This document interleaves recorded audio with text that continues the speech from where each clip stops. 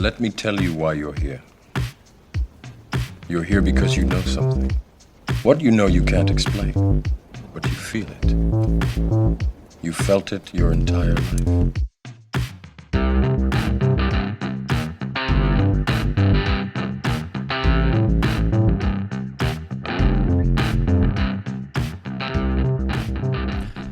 Are you ready? Well, it seems like we'll have to be because this meeting is being recorded. Oh, you're not? Okay, so you're just about to start now. Okay, I didn't get that. Hats? Brendo. Yeah, I'm really never going to get this. Am I?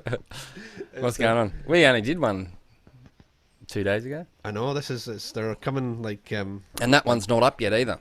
No, I know. They're coming like, what is it? No, nothing for ages and then 2 buses at once. Yeah, pretty much. And not just buses that... buses we know as well. I know. How about that? So, last pod we had our first return guest in Daz. Yep. And now we have our second returned guest. And hi Seb as well, because Seb was there too. Yeah. But and now we have a Seb. Yeah, we do. Yeah. Hi, Owen. Very well. Good to How are you, talk to you guys again. I was looking back, and it's been 4 months since we last spoke. So good to talk to you. Yeah, right. You're kidding? Is that 4 months? Yeah, it's January. What, when we went to the farm? Yeah. Yeah, right. Oh, Although I've seen Or you it was since... like- I saw you when It you was dropped... like a couple of days before New Year's, maybe, and then published it Oh, that's early Jan. Yeah, that's true. Yeah. something Yeah. like that. Oh my God, I can't believe that's been 4 months. And then I saw you for the pet food drop-off. Oh, the pet food drop. Yeah, pet food is wonderful. My fish is looking fantastic. Yeah, yeah. All right, so those that haven't heard that pod, Owen, do you want to tell us who you are? Yeah, so Beef Back Better, and we did an episode in January, and you guys came and checked out the farm. So I'm doing a small sort of regenerative organic beef production enterprise in mid-north coast New South Wales, and Bitcoiner for a few years. And just as soon as our government allowed me out of the country, I've taken the opportunity to come and check out El Salvador. So you've pulled a Stefan. Well, I'm coming home in a week. Oh, so really? It's only an exploratory mission so far. Yeah. Oh, right. So tell us about... so where are you? Sorry, El Zonte, did you say? Down in El Zonte now, yeah. So Bitcoin Beach. Been here for 3 weeks and 1 more week to go. So yes, this isn't just a circle jerk of talking to people that we know. It's although that's quite fun too. But it is the actual point of this is you're in El Salvador. So rather than just wax lyrical about places we've never been to because we've read 3 posts on Twitter, we thought it'd be better to talk to somebody who's actually been and understands exactly what's happening. How is it?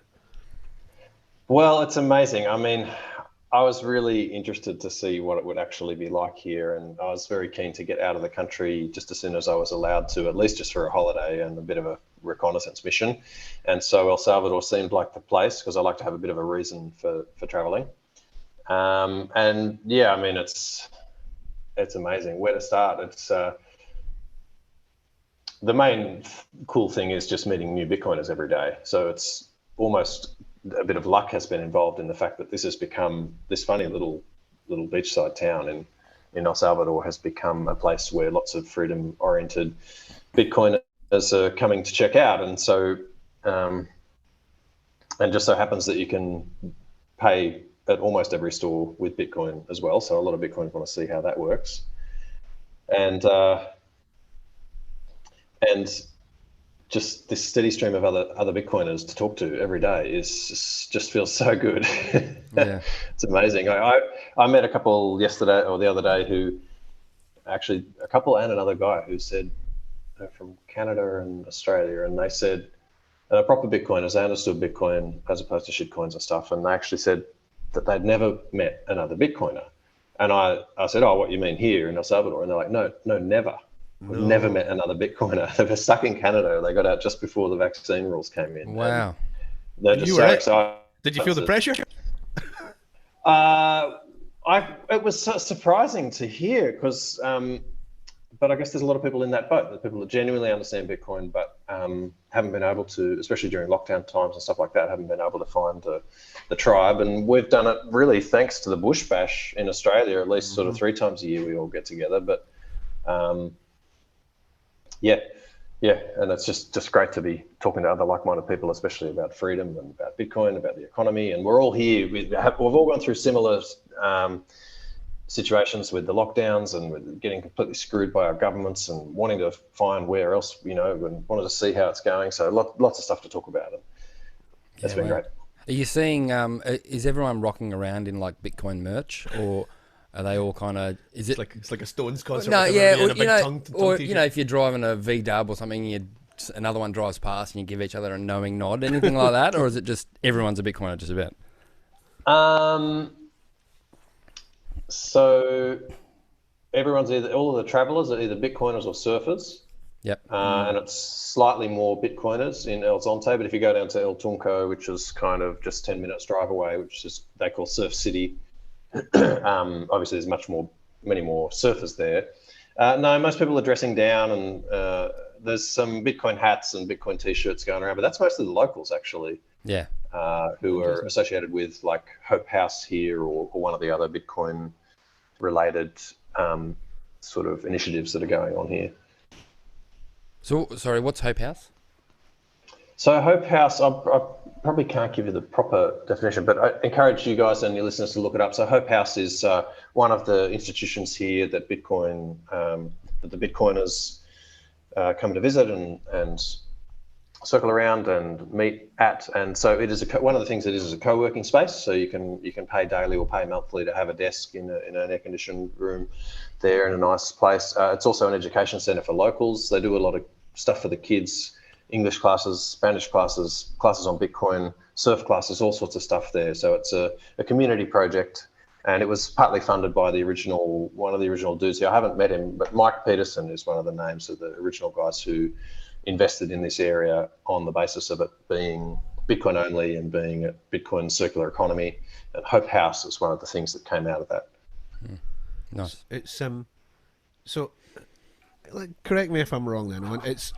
So my understanding of why El Salvador has done what it's done is it's like there was guys that were Bitcoiners in El Salvador at El Zonte that were running a thing called Bitcoin Beach, and then somehow Jack Mallers got in tow with them, and then that became there's a lot of people from El Salvador who moved to the States and try and remit money back home, and they wanted to do that cheaper, so save the 20% Western Union fees, and then all of a sudden that grew, and then last year, not the 2021 Bitcoin conference, you got the announcement that El Salvador were going to go on to the Bitcoin standard. I guess going to what am I trying to say?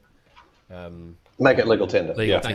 Thank you. So, am I getting that? Is that right? And like what came before? Like it wasn't Jack Mallers isn't. He's made the obviously bigger and better, and everybody's aware of it. But there must have been a big community there already. And did you get a feel for all that? Yeah, well, I don't know it exactly, but I think that's roughly right. So there was a community here, and they called it Bitcoin Beach. Mike Peterson was one of the main guys. They actually developed their own wallet here. I'll probably get some of this wrong, so I apologise if that's the case. But the little bits of info I've picked up since I'm here, basically, so the Bitcoin Beach wallet is worthy of mention. It's actually a really interesting one. I just assumed it was just a normal sort of a Bitcoin wallet, but it's actually it's an open source project. It's on GitHub, and so you can sort of clone it or fork it or whatever. But it uses to improve reliability and ensure that fees are kept low. It has an on-chain wallet. It has a Lightning wallet, but it also has this community custody intra-community ledger, which is maintained in the back end by a bank, and the bank is the Galloy, Galoy. And it's a really interesting model because it means you can just have usernames in the community here, and people can interact. Even if there's a Lightning liquidity problem or something, they can just do if I'm understanding it right, they can just do an intra-community ledger, sort of a layer 3 maybe, within that Bitcoin Beach wallet app. And that's all available on GitHub to make your own version of. And I think that's what the guys over in Guatemala at Bitcoin Lake are now doing. They're using that same code to make that wallet. And then Jack Mallers was involved with then rolling out Strike here. So most outlets, even the small tiendas, the little shops, accept Bitcoin, and most of them will have. A lot of them have Bitcoin Beach wallet. A lot of them have Strike, and then a lot of them have the Chivo wallet, which is the government one. Yeah. There's a cool documentary that I just saw the other day called Bond to Unbind, which is about Bitcoin in El Salvador, and it talks about it a bit more. So I recommend that to you and the listeners. Bond to Unbind. It's on YouTube. We'll link it. Downstairs. Which talks about the history a bit, and it's interesting. There's a government lady. I'm not sure her position exactly, but she talks about when the government decision and government announcement was made, and her point of view was that it was a bit opportunistic and not actually that planned, which surprised me. So the strike rollout and then the government decision to sort of go all in was a bit opportunistic in terms of the social media coverage that Bukele was getting and so on, as far as I understand it. However, I have confirmed with a few people who know the president directly that he's been a Bitcoiner for a very long time. Him and his brother, been proper Bitcoiners for a long time. So it doesn't quite line up with, so maybe it was his plan indeed for quite a while. So a lot of the shops were accepting Bitcoin already and using Lightning already, and especially with this Bitcoin Beach wallet, it's fantastic. Focused on El Zonte, but also already spreading throughout the country. And then Strike came in, which certainly adds a layer of reliability and ease of use to it, because Strike just works very well. And then the legal tender status, I think, I don't know when the big shops started accepting it as well. I'm not sure, but like 80, not all the shops, but something like 80% of the shops now accept Bitcoin. There are problems with some of the wallets, there are problems with some of the point of sale machines, there's problems with staff training, but man, it is amazing. You're walking around these little tiendas and all the hotels, hostels, restaurants, and you can pay by Bitcoin and with Lightning, and no shitcoins. No mention of any shitcoins, But even in Australia, where we have Brisbane Airport and stuff like that, it's always like, pay with Bitcoin, or pay with Litecoin, or pay with Ethereum, or pay with Bitcoin Cash. It just, if they tried to do that here, the locals just would have been like, this is too confusing. It would have just not worked. So somehow it is just totally Bitcoin only here, which is amazing. That's awesome. So sorry, since you've been there, what would you, could you put like a percentage on how many of your, or how many of your payments have gone, are you paid through with Bitcoin? Or like sometimes you've had to go back to the dollar? 80%. 80%? 80%, yeah. That's awesome. There's problems with the Chivo wallet. It's not very reliable, so that's a real shame because. I was going to ask that. So what is it about Chivo that is unreliable? It just doesn't connect. It payments fail. Yeah, I don't know. It seems to be a combination of things, and I've spoken to people who work like in the Chivo wallet, and it seems like it's changed. The companies that provides it's changed, and the staff has changed, and it was an enormously ambitious thing to roll out across 6 million people and all the thousands of merchants. So it was never going to be easy, but unfortunately a lot of people's first impression of Bitcoin has not been favorable using that wallet. And to answer your question, well, some of my examples, like at the supermarkets, the point of sale machine that they're using has a low res screen, so the Lightning QR codes don't work.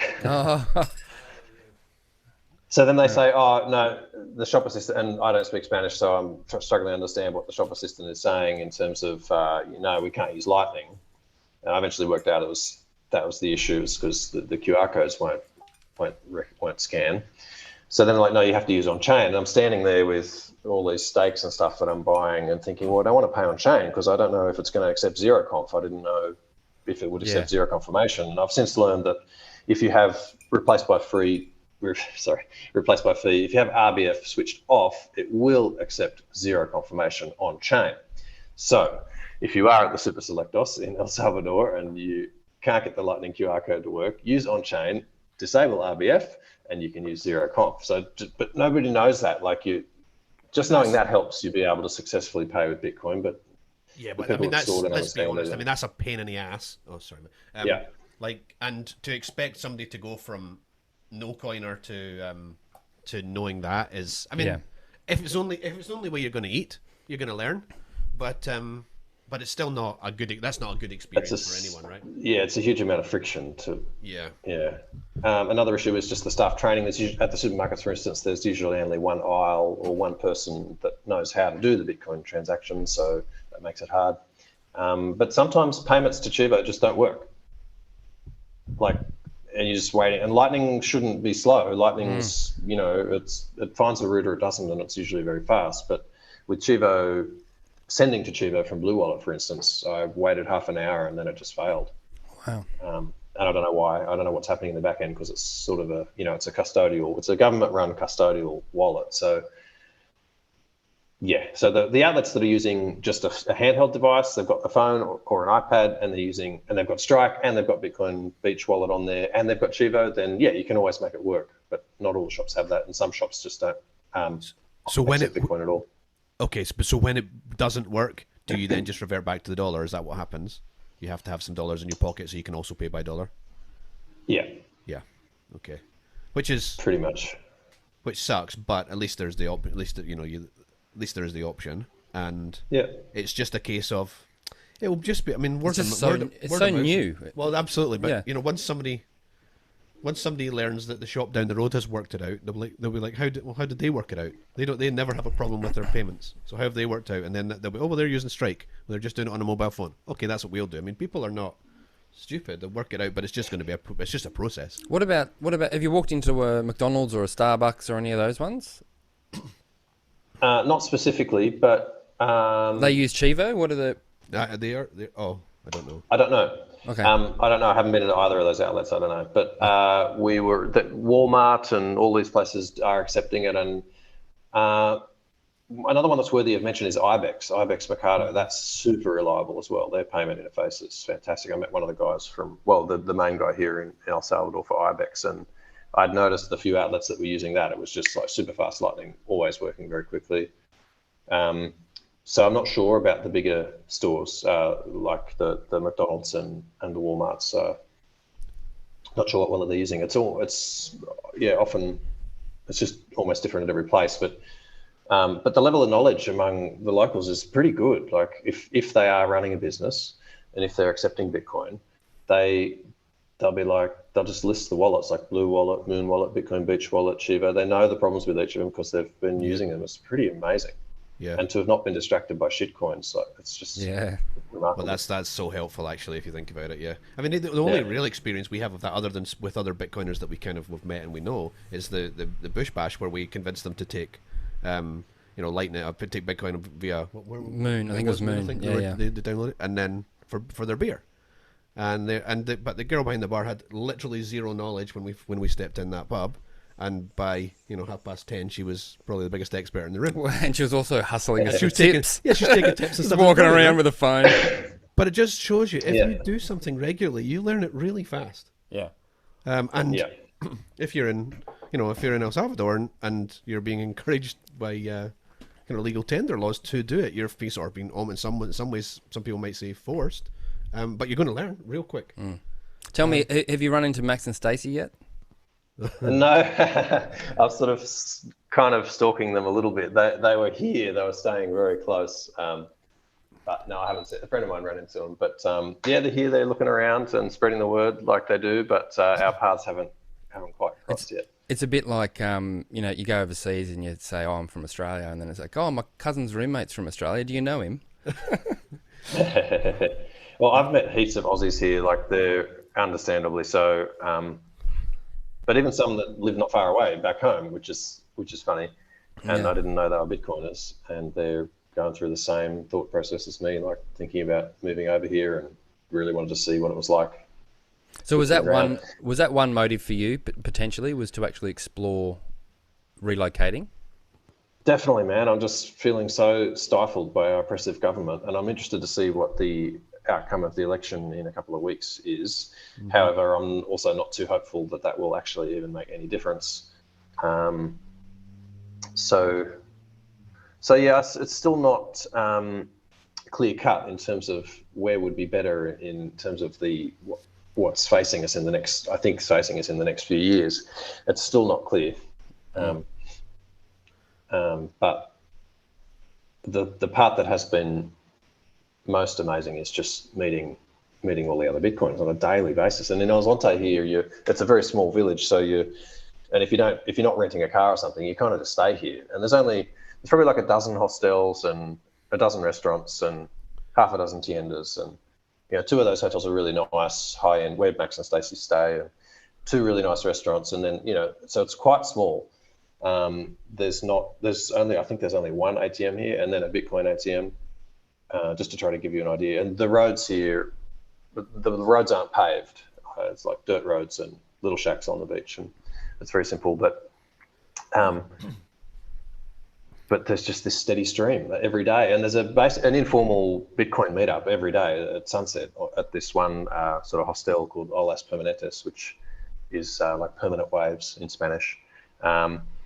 And you just go down by there every 5:30 or 6 and meet a whole new swag of Bitcoiners that are coming through here and want to talk about freedom and want to talk about escaping oppressive governments and thinking about second citizenships or second residencies, all the same kind of stuff, So let me ask then, when I was 20-ish, I did the sort of Scottish guy backpacking to Australia and Asia, that kind of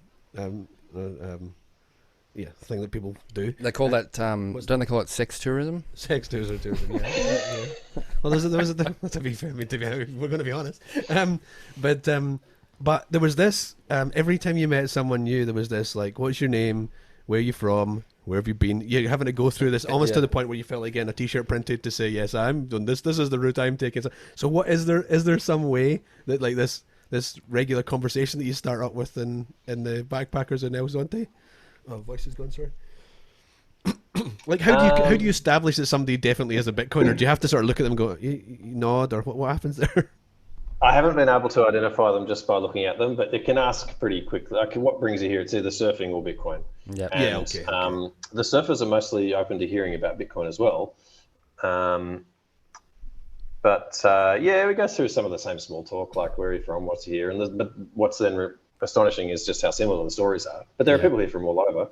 I was thinking not as many from Asia, which is probably due to proximity, but lots of Americans and Europeans and Australians and Canadians. A lot of Australian and Canadian refugees, like Canadians who literally escaped just before the vaccine rules were implemented.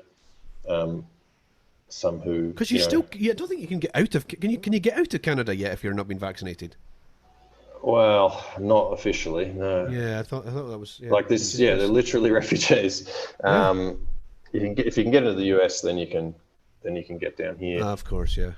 Even if you go through Mexico or whatever, but so there's the normal small talk, and quite quickly then but it's great because you don't have to filter out all these normies. You don't really have to filter out the normies, and the surfers are still freedom-oriented kind of surfers, I think, that I've met so far. So they'll be open to hearing about Bitcoin. And then there's a few shitcoiners, and there's a zero tolerance policy here. It's fantastic.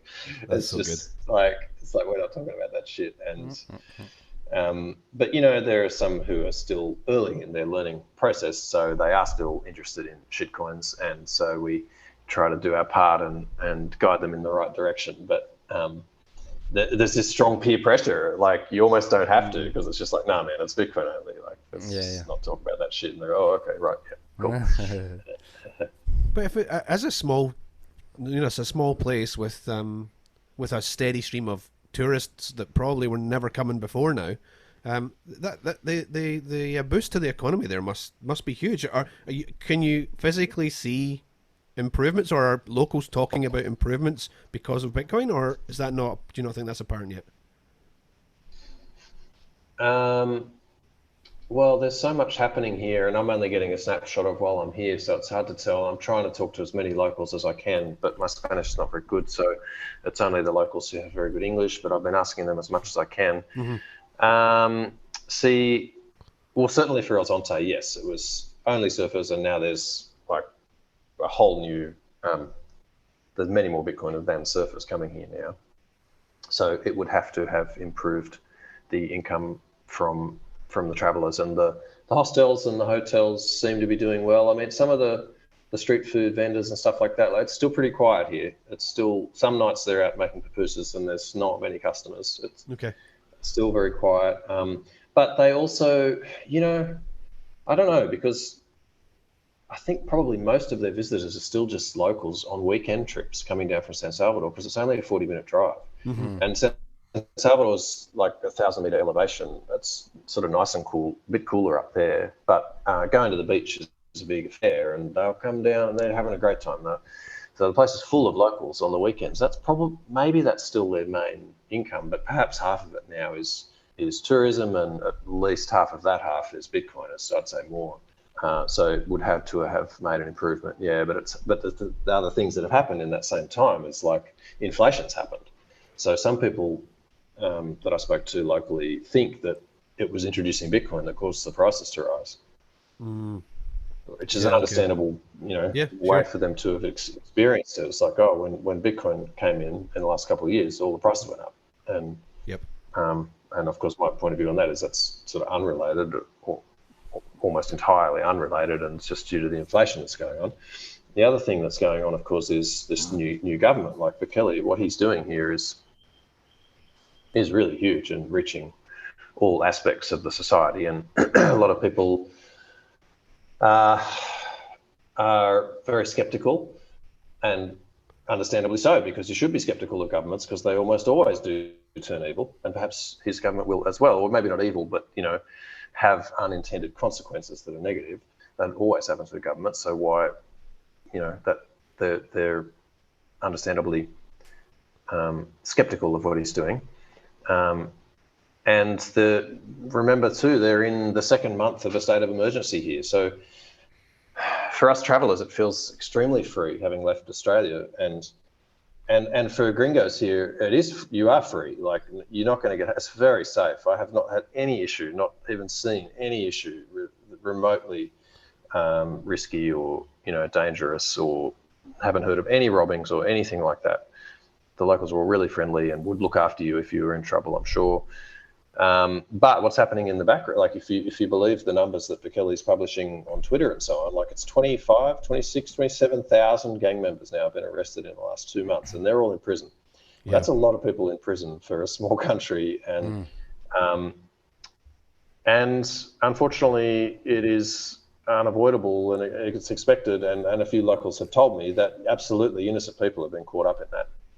So, and if you are suspected of being associated with the gangs here, if you're a local and you're suspected of being associated with the gangs, they'll just come and arrest you. And you might not get trial for a long time. So when we say to them, we're here for the freedom, they look at you pretty funny and go, man, you don't know what a lack of freedom means. Yeah.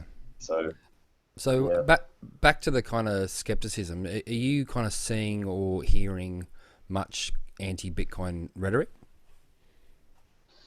No, mostly it seems to be the only thing I've heard is that they associate it with the prices going up. But it's discussed in that documentary I mentioned earlier too, because like the US dollar was only introduced here not that long ago. I've forgotten what year that was, but so their own currency went to shit, and then they introduced the US dollar, and so there's still people that are unhappy about that because they saw that was that caused prices to go up too. So they're sort of thinking, okay, Bitcoin's the next stuff up. But no, for the most part, people are just very curious and interesting to see what's going on, and happy to accept it. In my experience, and overall, people seem very supportive of the current government. Not just people seem very supportive of the current government. Kind of in a way, with the exception of Bitcoin. They're really wary of the Bitcoin thing, but I haven't heard anyone being totally against it, just a bit cautious and wanting to learn more, and not sort of understanding why it might actually end up really, really saving the country. So I've been talking about that a bit. But for all that can feel a little bit frustrating. You absolutely want them to be like cautious and investigate, asking critical questions and stuff. That's entirely good. It's a good thing. It's maybe not in the short term. It's frustrating for people who understand, but in the long term, that's wonderful because they might go out and go, well, Chivo's garbage, and I'll go use something else, some open source wallet. That could really be the silver lining of Chivo not working that well, is that they're actually going to use self custody. Yeah, right. It's pretty cool way to think about it. Yeah, it's like everything in Bitcoin. It's like when you think you see 2, 3, 4, 5 years ahead, and it dawns on you, you're like, oh, why has everybody else not got it yet? Well, but the reality is you only just got it that second, right? Yeah. So you can't expect all of a sudden everybody to just have the full understanding, or even be asking the right questions or asking the right people. It's just about being open-minded. As soon as somebody is kind of just instantly dismissive, like, case in point, many of my colleagues or, whatever, you're just sort of banging your head up against the wall. And at some point you just go, no, it's hurting my head.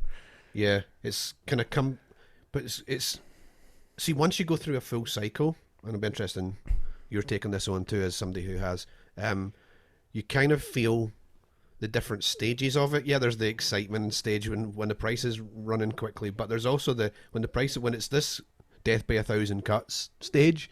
You really see people go, they either,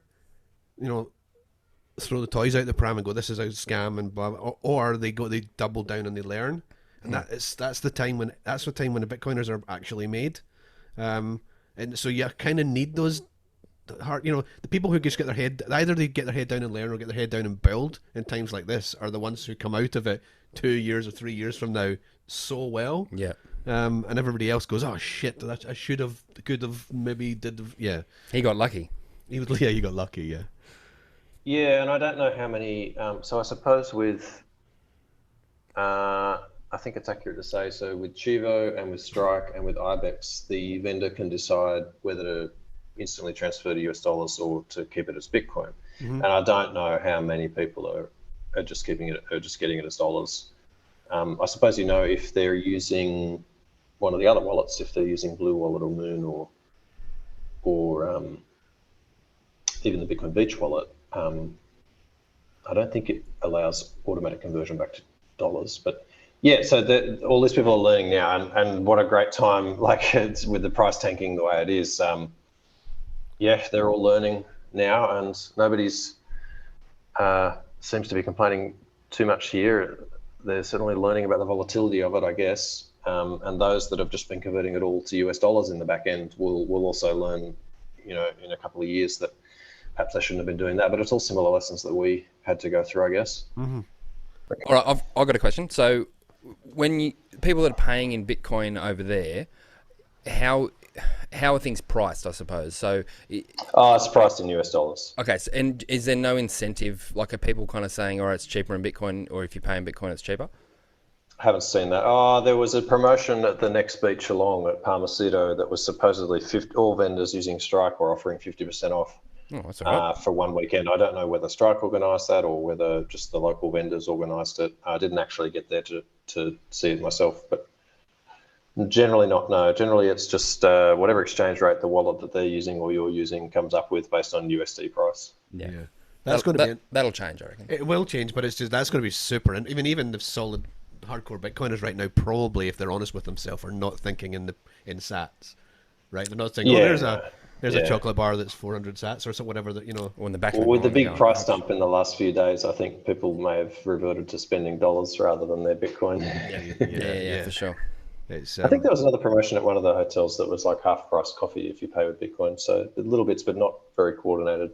Okay, that's good. Yeah, because just going back to what we were talking about previously, just sort of maybe an explanation for people. Where, if you have a country that are a US, don't have their own currency and they're on a US dollar, when the US prints lots of dollars, as they have done the last couple of years, that obviously devalues the rest of the dollars. The caveat to that is, if you're one of the people that receives those dollars, you actually potentially could do quite well, right? But if you're one of the people who don't receive the dollars, obviously the value of your dollar got less, right? If you're in a country like El Salvador, you're on a US dollar standard, and there is no way you're not even in the conversation to getting some of those dollars, right? So that's what's driving your inflation. So you can totally see why Bukele did this, because there was zero benefit, or there's no downside, not really, of doing it. Right. Yeah, I think it was more likely to happen in a country that already was using the US dollar than had their own currency that they liked controlling. Yep. That hadn't yet gone into terrible inflation, which happened to them already. I think it was the 80s, maybe. I'd have to check back. It's in that documentary that the colones were just inflating way too quickly. Yeah.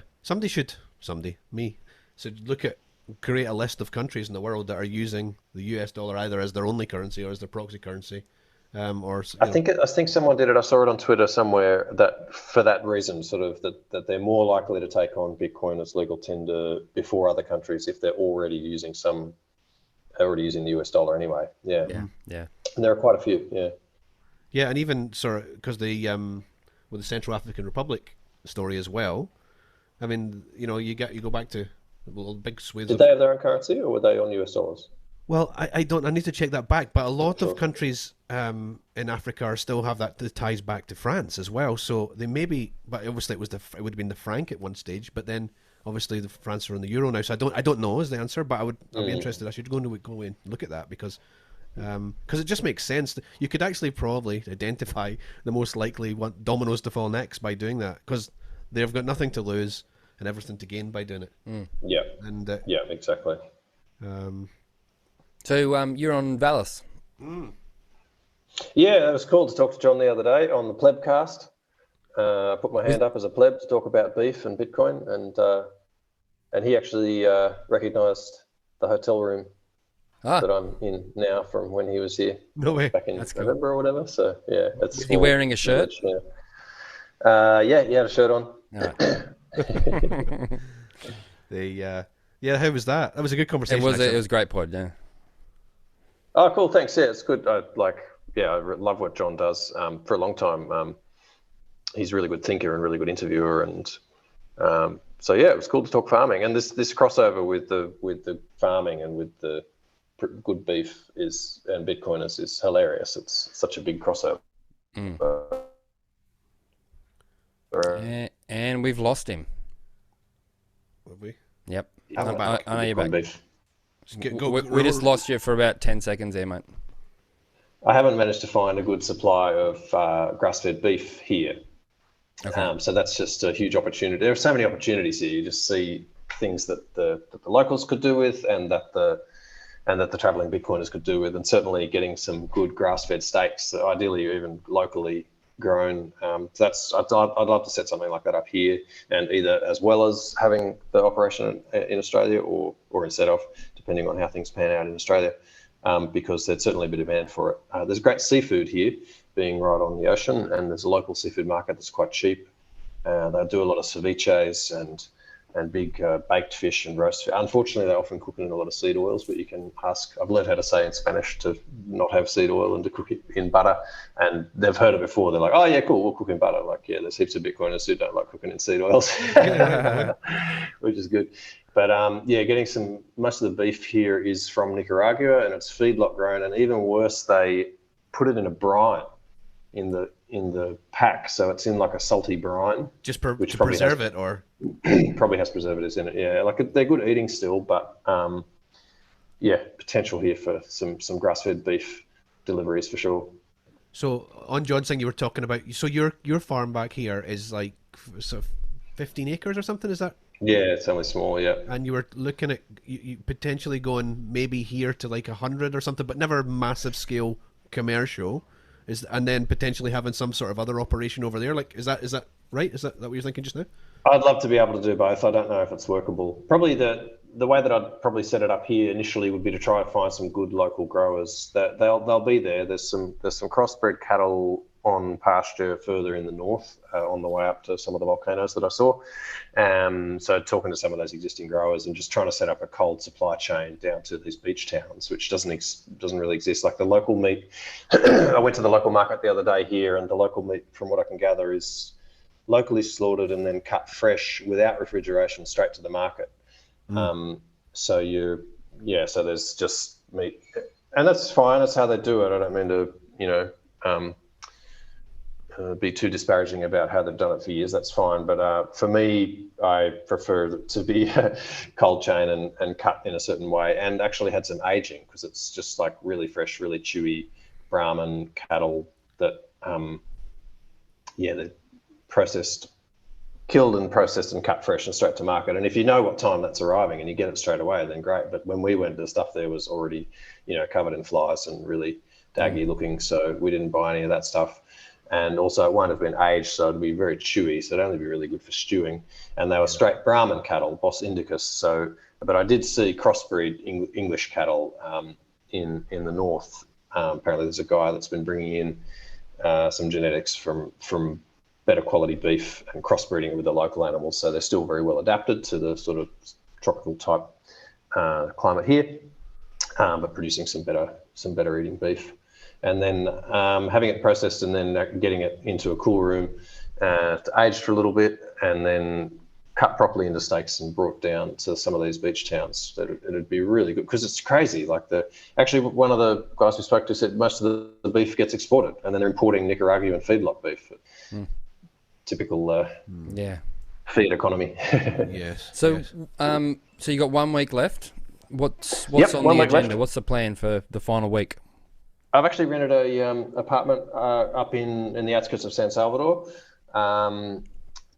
to do a bit more, some more motorcycling and some connecting with some more people up there. I'll still be able to pop down to Zonte, which is only like 40 minutes drive straight down down the big hill to the beach, because there's a fortnightly meetup here, and there's stuff on every day, man. It's just one of these great holiday towns. There's yoga, and then there's kickboxing, and then there's salsa dancing, and then and you don't really need to leave. You don't need to make any plans. You just wander out the door and run into people and start going to different events that you realise are on.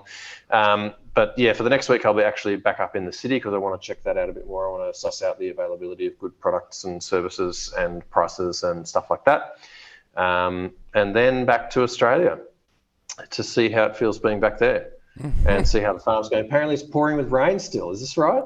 It came back again, yeah. So it's actually, yesterday and today was okay. It's been pretty miserable. Yeah. It's been pretty wet again. So months. The dam will still be filled. Put it that way. Yeah. Yeah. Have you looked into, like, in terms of firstly, are you able to, as a foreigner, buy land? Yes. And foreign investment rules here are very favourable. Yeah. Yeah. Okay. There's not clarity. The citizenship by investment at the moment is still very expensive. The stuff that Bukele's talked about and announced hasn't actually come to fruition in any formal way. Like they're talking still about these 52 laws, these new laws that are coming. And, they're in a state of emergency and rounding up thousands of criminals, so they're a little bit busy, fair enough. But yeah, a lot of people are waiting. Like he mentioned months ago that it would be maybe 3 Bitcoin to have a residency, or is it a citizenship? It wasn't very clear. The Bitcoin the volcano bonds were also mentioned, and the details of those still haven't come out. So, but yeah, simply the foreign investment already is very easy. And residency based on that, I think, is easy, but citizenship is still very expensive. Citizenship by investment is available, but I think it's more than $1 million at the moment. Oh, wow. So I think they're working on a more competitive offer, which, he was saying might be 3 Bitcoin, but what actually comes out in the wash will be really interesting. And then, of course, whether you can actually travel because of this COVID bullshit or whether the next lockdown is still an unknown, but I guess you've got to do what you can. So yeah, from that point of view, and expenses here, it's not as cheap as somewhere like Thailand or Asian countries. It's because of the proximity to the US and so on. At a nice restaurant, prices are it's almost similar to Australia. It's not as expensive as Australia, but it's like this hotel room's costing about $100 a night, and you can get a good steak for maybe. That's the Valis premium though. Because if you're sleeping in John's bed, you probably was 80 before John was there. Damn it! Yeah, I mean, you can live very cheaply here if you just buy the food from the local vendor, and if you just stay in the really basic accommodation, you can still live very cheaply. But there's the shopping malls and the restaurants and stuff are all fantastic. Like the food's terrific, but you will pay $20 or $30 for a meal if you're eating that way. So so the price of land, you've looked at that? Yeah, I'm trying to suss it out. It's changing rapidly right now, especially in El Zonte. There's already this crazy El Zonte premium now. A lot of the real estate deals seem to be kind of word of mouth. I'm aware of at least one.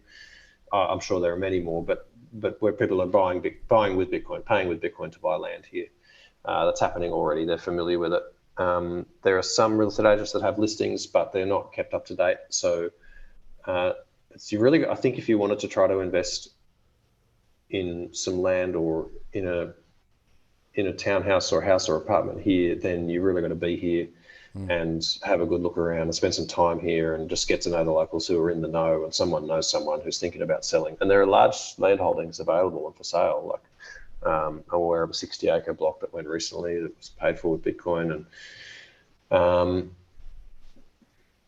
so it wouldn't be easily, or it wouldn't be, you might not end up with something great if you try to do it remotely. You'd have to get here and have a good look around, and then there are real estate agents that'll show you around, and then you might just hear something on the grapevine that's available.